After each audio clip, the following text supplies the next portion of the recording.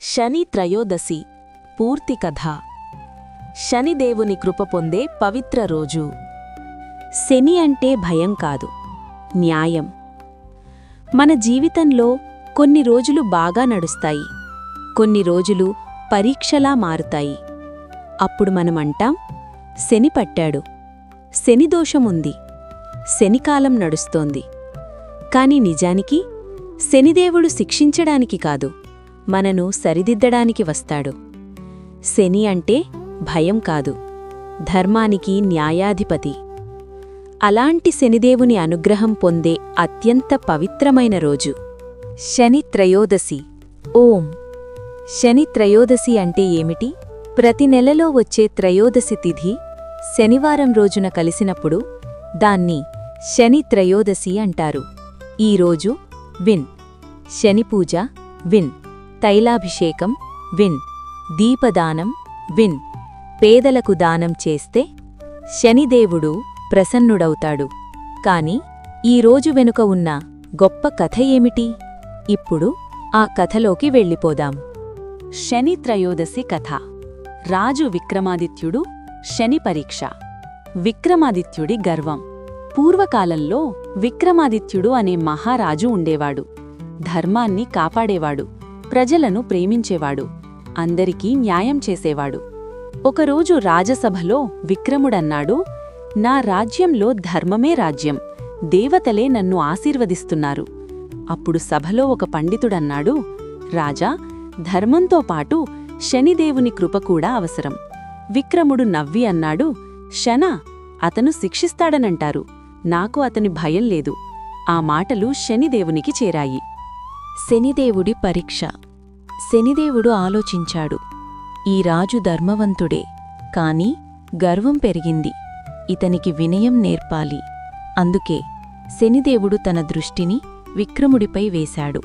అదే రోజునుంచి రాజు జీవితంలో అనుకోని సంఘటనలు మొదలయ్యాయి.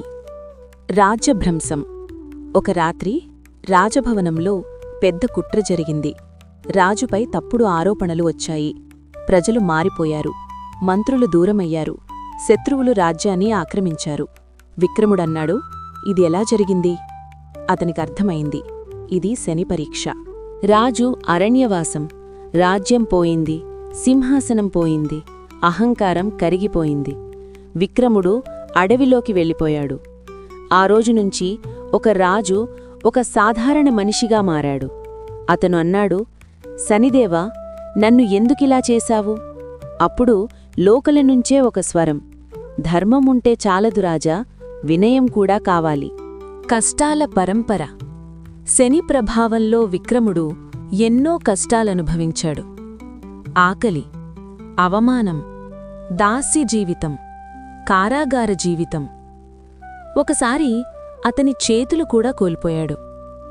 అప్పుడతను ఏడుస్తూ అన్నాడు, శనిదేవా, ఇంత శిక్ష ఎందుకు? శనిదేవుడు ప్రత్యక్షమయ్యాడు. శనిదేవుని దర్శనం. శనిదేవుడన్నాడు, రాజా, నేను శిక్షించలేదు, నీ గర్వాన్ని తొలగించాను, నీ ధర్మాన్ని పరీక్షించాను. నీవు బాధలో కూడా ధర్మాన్ని వదలలేదు, అందుకే ఇప్పుడు నీకు నా కృప. రాజ్యప్రాప్తి. శనిదేవుడు ఆశీర్వదించాడు. విక్రముడి కష్టకాలం ముగిసింది. రాజ్యం తిరిగి వచ్చింది. ప్రజలు తిరిగి ప్రేమించారు. విక్రముడు మళ్లీ రాజయ్యాడు. కాని ఈసారి అహంకారం లేదు, వినయముంది, భక్తి ఉంది. అతనన్నాడు, శనిదేవుడు శత్రువు కాదు, గురువు. శని త్రయోదశి మహిమ.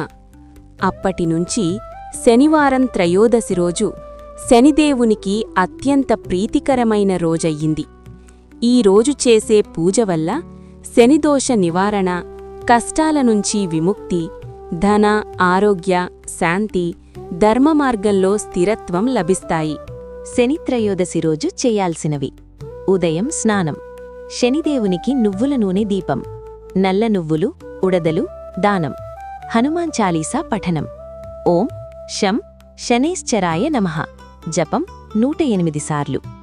ముగింపు సందేశం. శనిదేవుడు మన శత్రువు కాదు, మన కర్మకు న్యాయాధిపతి. మనలోని తప్పులను సరిదిద్దే ధర్మగురువు. శనిత్రయోదశి రోజు భక్తితో ఒక దీపం వెలిగిస్తే మన జీవితంలో కూడా వెలుగు వెలుగుతుంది. చివరి వాక్యం: శని శిక్ష కాదు, శుద్ధి. శని బాధ కాదు, బోధ. శనిత్రయోదశి జీవితాన్ని మార్చే పవిత్ర అవకాశం. Friends, please subscribe, like, share and comment మన ఛానల్.